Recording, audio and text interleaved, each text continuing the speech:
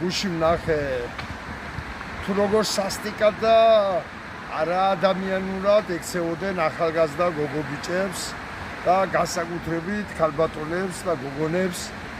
ნუ არ ვიცი ახლა ამას რა ქვია. არ ვიცი როგორ გამოზარდნენ, ან სად მიიღენ ასეთი მანქურთები. არ ვიცი რა, ესაა ძნელი სათქმელი, მაგრამ მე მინდა ახლა ერთი რამე ვთქვა. ემიგრაციაში სხვადასხვა ორგანიზაციებმა 257 ადამიანზე შეტანილი აქვენ 27 ქვეყნის მეთაურებთან ამ ადამიანების დასაქცირების შესახებ. ეს 257 ადამიანი არის რიგითი პოლიციელები, მოსამართლეები, პროკურორები, მანდატურები და ასე შემდეგ. ვიზედაც დგას ეს ხელისუფლება.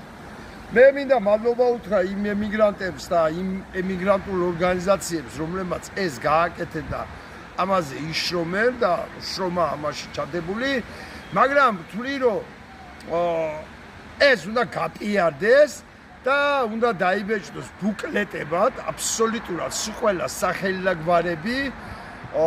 იმედი მაქვს რომ ამას მოყობა გამოხმაურება და იმ 257 ადამიანის გვარდასახელებს გაჟღერდება რომ იცოდნენ რომ ბიზინა ივანიშვილი და მისი ხროვა და ბანდა და დედააფეთქებულები როგორღაც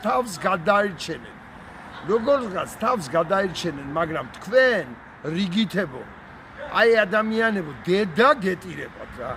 თქვენ შვილს და შვილიშვილებს უკარგავთ მომავალს, საერთოდ ევროპისაც ჩაგეკეტებათ. გასაქცევი აღარ გექნებათ არსად რა. აი გასაქცევი არ გექნება. და ეს ჩვენ უნდა ვიმუშაოთ ამაზე და უნდა მივიტანოთ მათ ყურებამდე რა. აი უნდა შევაგნებიოთ, რომ ნუ გაწირავენ ამ დედააფეთქებულებისა თავს. ნუ გაწირავენ თავის შვილების მომავალს რა. ამიტომ კიდევ ერთხელ გთხოვთ დაუბეჭდოთ, ესაა ჩემი მოსაზრება. ბუკლეტებზე უნდა დაიბეჭდოს ამ მათი სახელი და გვარები და ოჯახებში უნდა დარიგდეს.